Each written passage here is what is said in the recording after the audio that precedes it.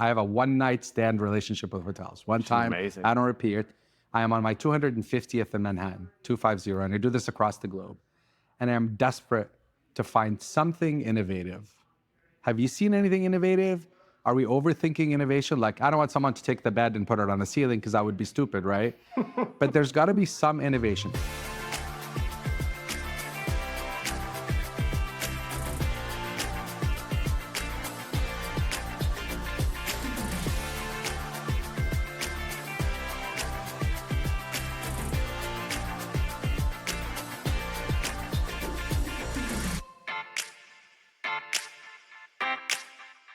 All right, now we are joined by Bashar Wali and Eric Jafari.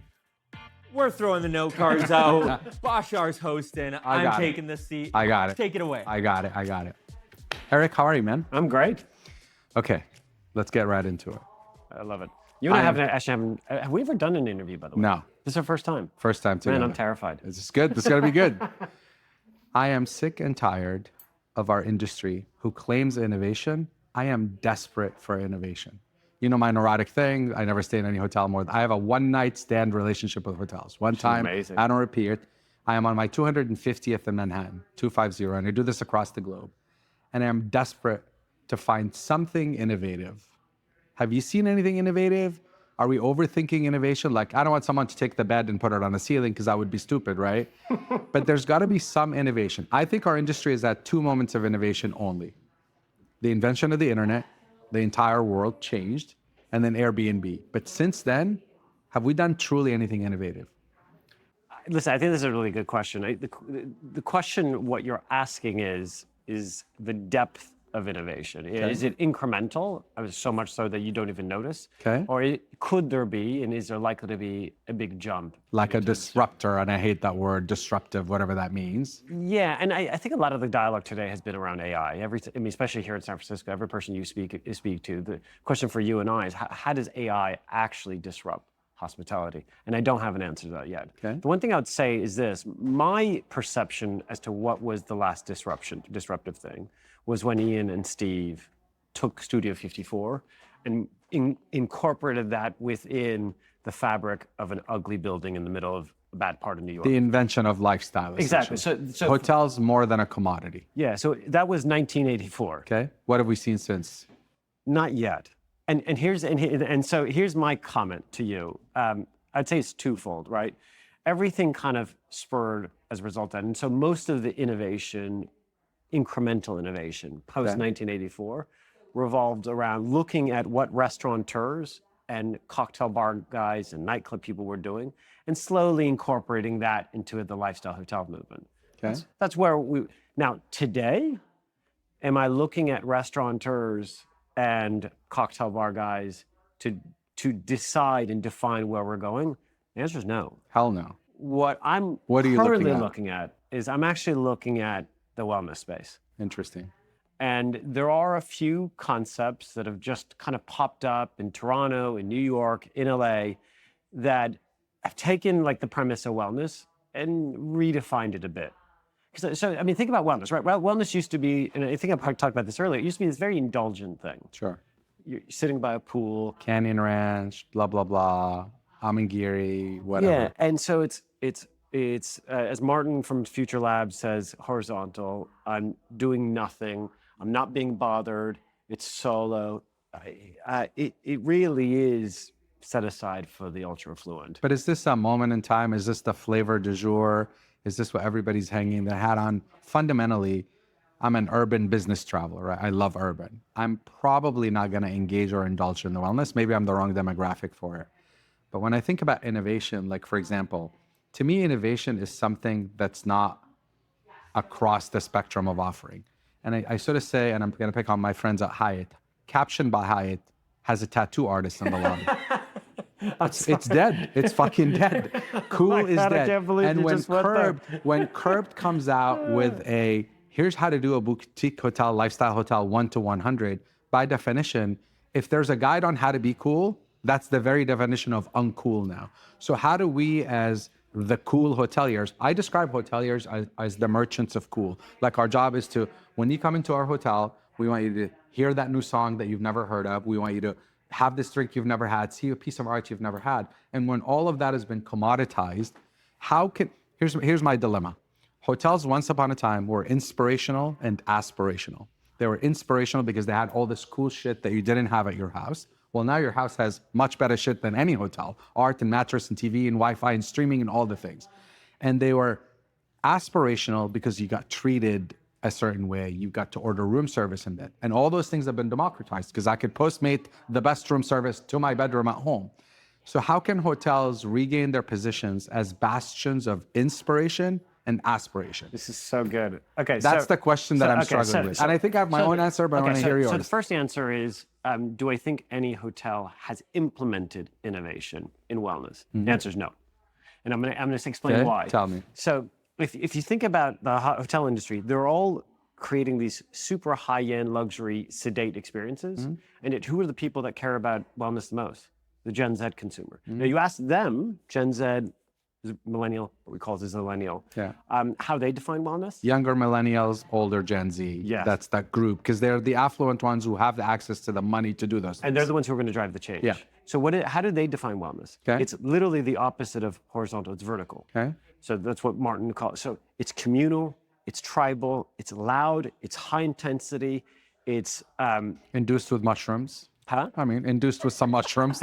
Mushroom. Let's not lie. Yeah, some ayahuasca in the mix. Never hurt anyone. If you think about kind of our generation, past generations, we used alcohol as the social lubricant. They are finding other ways to implement as a social lubricant to forge that sense of community. Now, in some cases, it's illegal. In a lot of cases, it isn't. Sure. So my response to you with respect to where's that change going to come from? Wellness is your position. But perhaps let me give you a story to give you an example of this. I think you and I have talked about this before, that in 2012 they released a study where they analyzed people over the course of the entirety of their lives. And it's an amazing study. It was a Harvard study.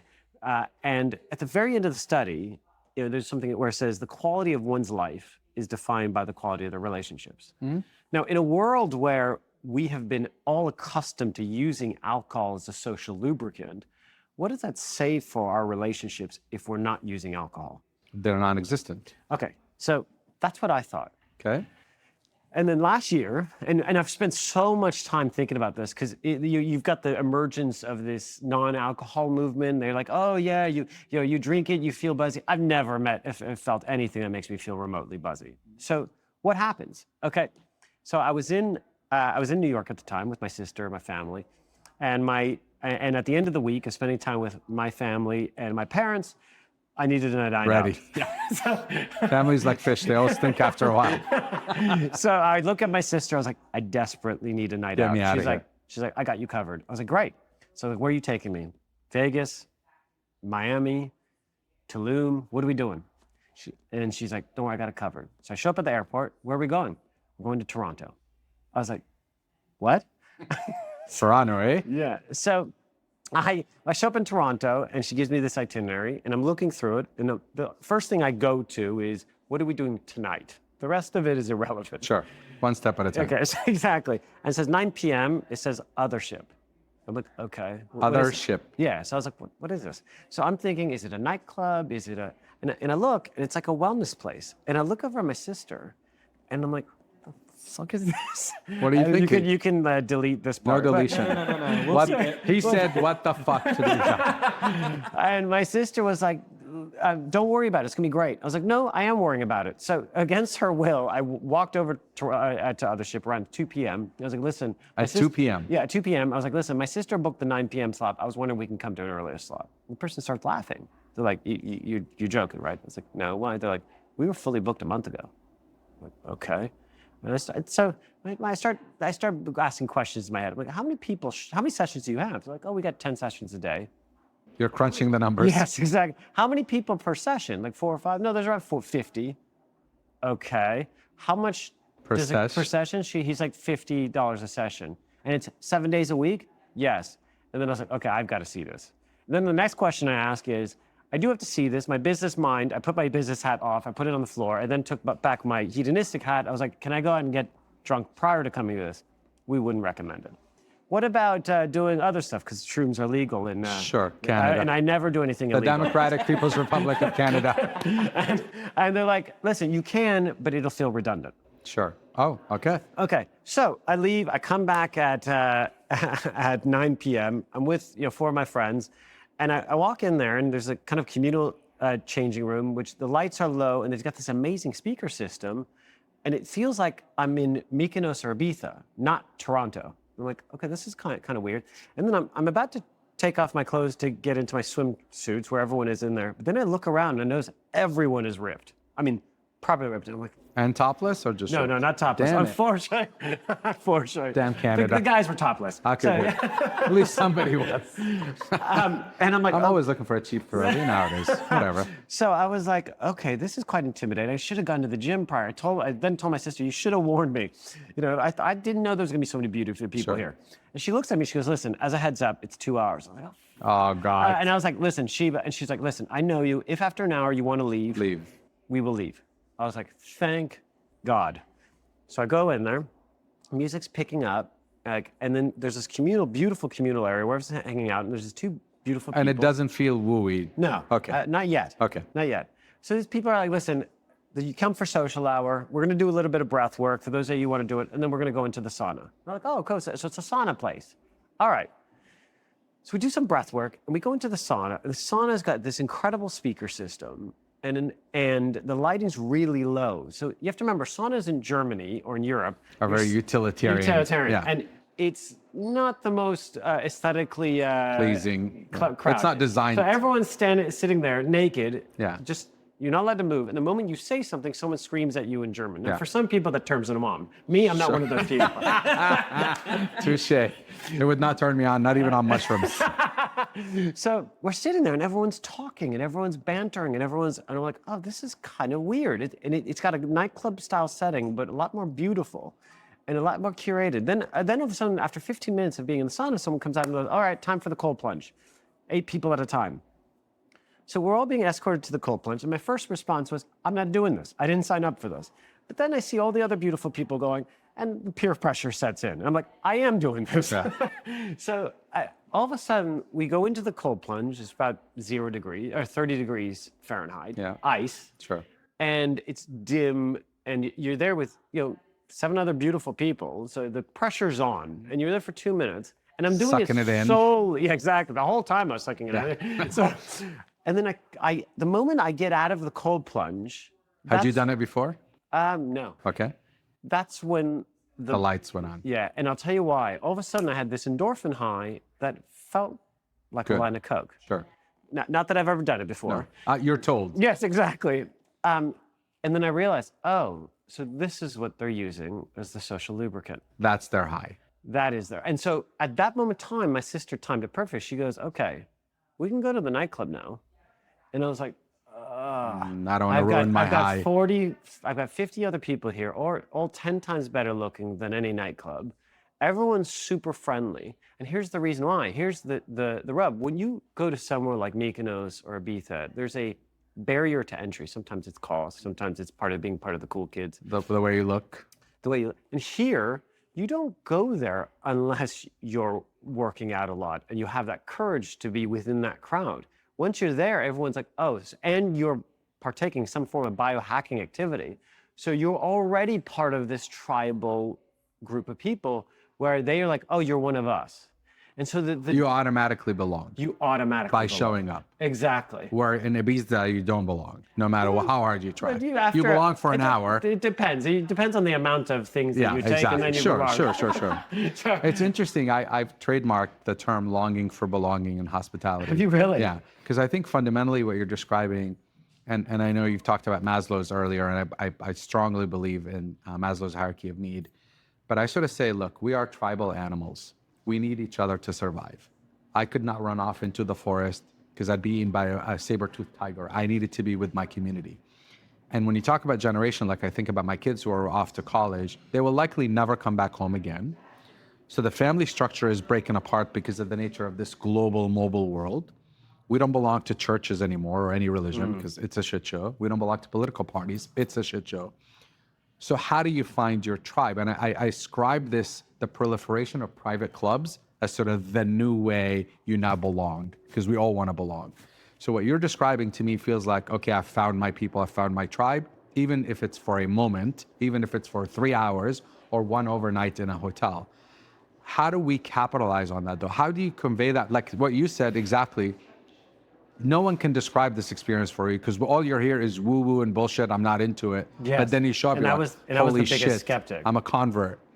How do hotels do this though? How do we infuse that into your typical urban lifestyle hotels? Yeah, I That's mean, the hard part. This is the challenge, right? So you've got an entire demographic of individuals that are obsessed with wellness. And you have an entire industry of hospitality that is been indoctrinated in facilitating indulgence. The two are not going together. Well, but arguably, indulging in wellness Indulgence. is an indulgence. Yeah, yes, according Spending to the 3 old hours definition. in whatever you've spent on this, that's a form of indulgence. It's not a necessity. It's a nice to have, not a have to have. Yeah, but So why do you not describe so it as an indulgence? It's a good question because this demographic is making it a necessity. They're making it, they have to They have are it. doing wellness and fitness-based activities daily. And the difference here is that this demographic doesn't know how to walk up to someone at a bar. But within a wellness style Where they belong. So yoga, berries, these types of communal-based activities where you're doing a shared experience, it's a lot less intimidating to go, hey, I haven't noticed you here before. Where are you from? And they all feel a lot safer within that format because it's not as predatory. Right. And so one of the challenges with the old school kind of nightclub or bar format is that it can feel a little bit predatory. Sure. I feel very preyed on by some of the I get women that are attacked by there. hot women all the time. I'm tired of it. I'm so tired of it. I believe it. And so, so the one thing I'll say with respect to indulgence, it isn't just the time factor. It's the type of items that you have on your menu. It's the fact that when you go into the gym's just not fit for purpose. So I've just skipped my workout. It's there's so many areas where it's facilitating me going, you know what, I'm not going to maintain my best habits. Okay, but brass knuckles, I want you to give me the hack. For a dumb urban hotel guy who follows the checklist from 1 to 100 to create a cool hotel, who's now trying to compete with the tattoo artist at Caption, how do I... It's a low bar. Thank you. Sorry. How do I capitalize on what you're describing, brass tacks? Like, Okay, give me a simple example. I'm going to give you 3 different things. Yeah. One, length of stay is increasing. So the average length of stay in London alone has gone from 2 days to 5 days. With this idea of bleisure, which I hate that term. I think it's been starting since 2002. Okay. But I think there's... But Why is it increasing? But since COVID, it's gone up further. Why? Some of it has to do with the fact that people who are traveling for work are then adding 2 more days for leisure Again, this purposes. idea of leisure, And then yeah. the second is people are traveling for leisure, adding 2 more days for work, and then doing their Zoom calls from abroad. Sure. But there's another piece to it. People care about sustainability. Sure. There's nothing less sustainable than traveling to a city picking on you, for a day or 2 and leaving. Right. You want sustainable living, forget about all of these things, stay longer. Okay. So that's the first thing. Okay. So stay longer. It'll give you an opportunity to ingrain And yourself. reduce your carbon footprint. Now, if arguably. you're going to stay longer, the traditional hotel format is not suitable for longer than 4 days. Okay. I'm sorry. I agree. A mini bar, Sure. shitty gym, Yeah. the club sandwiches downstairs. It's designed for 1.3 night because that's been the average stay. Okay. Get it, So- bada bang, get in and get out. So if you ask someone, and my answer to your question is, if you're going to stay for a week, what do you need to facilitate your stay? And not a single hotel can facilitate it. They need co-working spaces. Sure. They need the sauna, the cold plunge, and communal wellness activities. Real gym. They need healthy foods. They might even need a grocery store downstairs so they can prepare your own meal. They need a kitchen in the room. These things are not what you would expect of a hotel. And because of that, you're basically suggesting, like, I love this idea of these apartment sort of offerings that you subscribe to. And you say, I'm going to live in Seattle for a month. So you go and live there and it's furnished. Then I'm going to live in New York for a month. But So you're merging, you're sort of living with hoteling because it's getting extended. But here's the problem I have with all of those concepts. The longer you stay, the more important it is to not indulge to not facilitate indulgences. Sure. So the longer you stay, the more important it is to have a really good gym. Sure. The more important it is to have healthy food options. The more important it is to have a place where you can meet locals.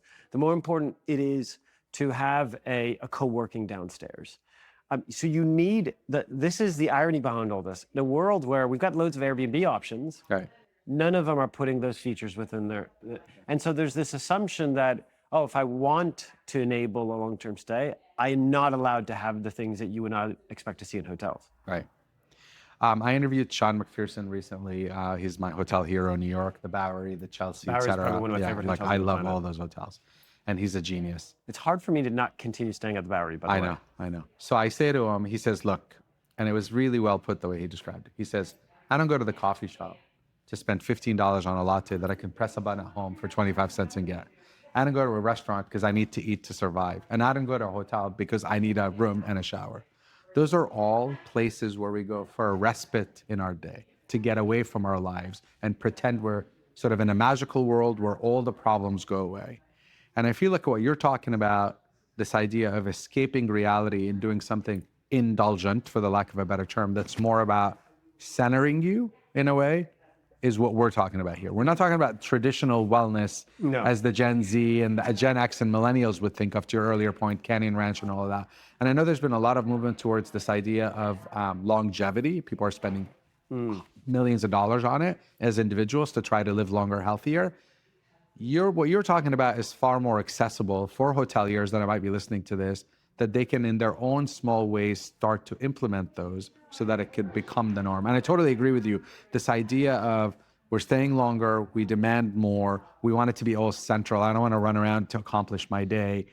If you could all encompass it in a hotel, again, back to my direct question, what are the tactical things one could do now to start on that journey? Does it have to be well thought out and planned, or can you tomorrow start thinking about having more healthy offerings and doing the whatever? Yeah, it's a good question. Listen, I think there's two things. One, I like the term social wellness because it flips it on its head.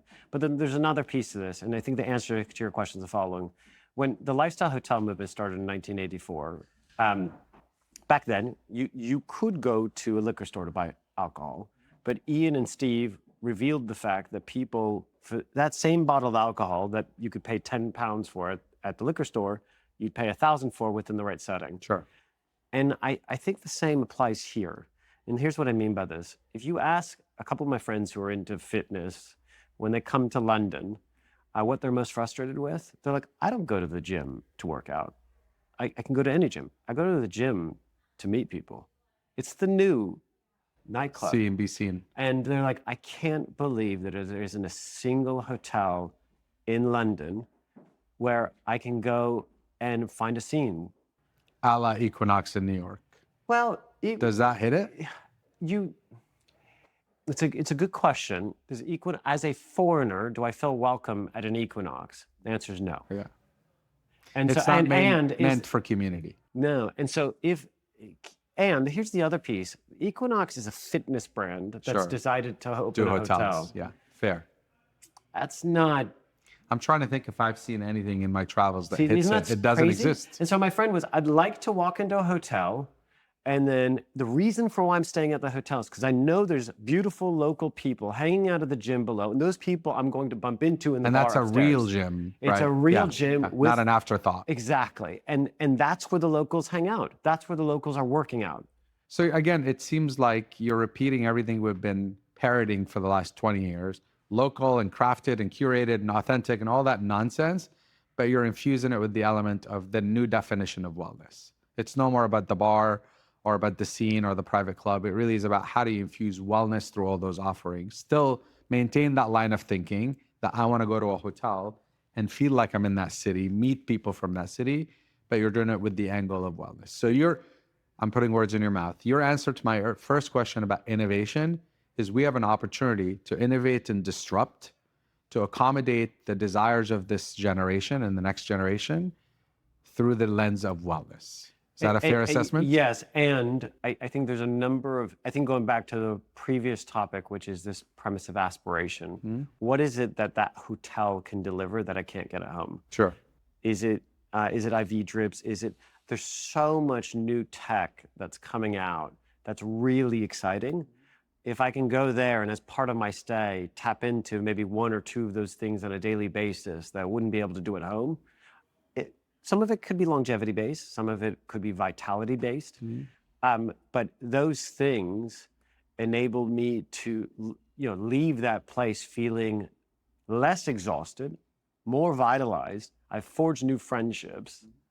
My answer on the aspirational part is everything you said, I can have done in an app and have it done in my house. What I can't have done in an app at my house is feeling like I matter and like I belong. Oh, interesting. So to me, it's hospitality, which I define as how you make people feel, rather than a service which you deliver. The IV drip in a hotel, it's a service you deliver. True. But if you don't nail the service part down and make me press that self-actualization, transcendence button for me on the hierarchy of need, I don't matter, I don't belong. And if you manage to make me feel a certain way, that's what's going to make me come to you. Because name one thing that you can't have done in your house in 5 minutes. Like everything can be done. Obviously, you pay for it.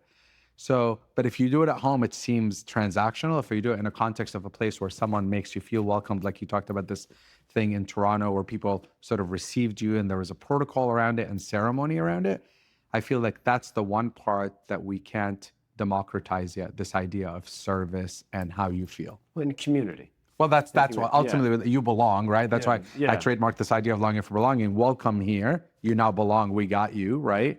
I actually, by the way, another trademark that I love trademarks, by the way, in the middle of it. My fucking lawyer hates it. I've never done a trademark on anything. I trademarked the term, anyone can take your luggage. We handle your baggage. I think there's a psychological thing there as well. Right? That's my point, though. That's a good one. But my point is when you show up in a hotel, the idea should be, leave your worries behind, we got you. And yes, wellness, and yes, but you now matter. You individually matter to us. We care for you. Because again, we don't have it in our normal lives, right? Again, family and all of that, like we said, is sort of broken apart. So to come to a place where you feel like you're number one, we're talking earlier about 3 Michelin stars restaurants, like it's not about you, it's about the chef.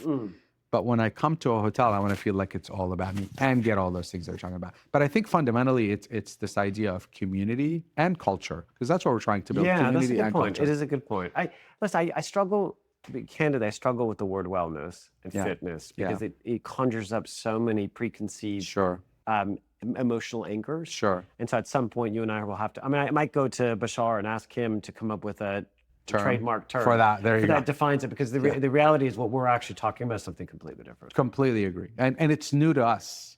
And I think it's a function of we as humans having now the means and the need to really rethink of what wellness used to be. Take a pill. That was wellness. Then it became fitness. Then it became. What pills have you been taking? I got it. I feel like you're absolutely right. It's not what we're used to calling it. We need a new term for it that doesn't conjure up any of these sort of negative images that we may associate with it. But it is really, back again to a point you made, I now look at retail for inspiration. I don't look at hotels. I don't look at restaurants because I feel like we've lost innovation. I feel like retail, out of necessity, because they were dying, had to sort of innovate again and think of new ways. What's the most interesting? I mean, they expected this to be a 5-minute conversation. Oh God, there is no 5 minutes. So, are there any retail concepts that you've walked into and gone, "Oh wow, they've changed the game"? I mean, look, I obviously in Paris, help me out, tip of my tongue, the name, the Sarah, what's the name of it? It's this sort of curated. Kind of concept store? Yes. Colette, thank you. Colette in Paris. Yeah, like that wasn't a store, that was community, that was culture. If I went to shop there, I felt like I was a part of something bigger than I am. I feel Kith is doing the same thing now, but I look at Nike in my hometown. Nike knows when you walk into a store, you're not buying shit, right? Like you're not there to buy. You're going to buy it online. You don't want to carry it. You don't want to pay taxes. You don't want to do any of that. So they say, how do we build loyalty with the brand for you when you walk into the store? They're doing activations, they're doing music, they're doing art installations, they're doing so many things that have zero to do with the transaction and 100% to do with building loyalty with their customer. And I feel like we hotels only think about the customer transactionally these days. And look, big brands talk about loyalty. There's no fucking loyalty. It's bribery. You stay with me, I give you miles. The poor owner is paying for the miles. If I stop giving you miles, are you going to come stay with me? The answer is no. Hyatt's going to hate listening to this. That's not loyalty. That is the very definition of bribery. If you're coming for the points, that is not loyalty. So again, I think retail is doing some innovative things that we can learn from. And I think we as hotels, we keep going to the same well, expecting different results. And every hotel I see is a regurgitation of the last hotel. And I really feel like, again, we have an opportunity, to your point, with wellness being one angle or whatever term we come up for it. But I really believe that we should be rethinking what we're doing, because we, the Gen Xers and the boomers, think we know best, and we're doing it for us. And it's not for us. So interesting. So 10 years ago, my parents live in Marina del Rey. And so 10 years ago, I'd fly from London, hang out with my parents. And, go for the nightlife, go to Soas, Malibu, and so on and so forth. But the one place where I kept finding myself going back to was this organic grocer called Erewhon. Oh boy, I was there 2 days ago. And so, for the $20 shake that my daughter wanted. And so I have smoothie. no idea why I fell in love with this place. But once again, I Community. kept on coming back. And then I was like, fuck, I got to bring one of these to London. And then I asked, I'm like, hey, listen, is there a way for me to buy a steak? And they're like, no, the company is actually a multi-billion pound We're fine, dollar thank you. Yeah. company. They're like, oh my God. Yeah. And so going back to like, what is, it's a grocer. Grocers have struggled for years. And somehow this group, for Has all the things you managed. just said, they've figured out a way, that's our tribe. Yep. Here's how we're going to give them a sense of belonging. Yep. And here's I gladly waited in line for 30 minutes for the smoothie. for a $22 That cost smoothie. $22. That could have cost $5 right around the corner. Exactly. And I was And by the way, they did a collaboration with Balenciaga. Think about this. There's a hat that says Erewhon with Balenciaga on it for $400. Imagine Safeway doing it. I'm wearing it. Like, think about what these guys have done. But to Eric's point, they make you feel like you now have found your tribe, and you will do anything to be part of that tribe, and you will do anything to protect that tribe.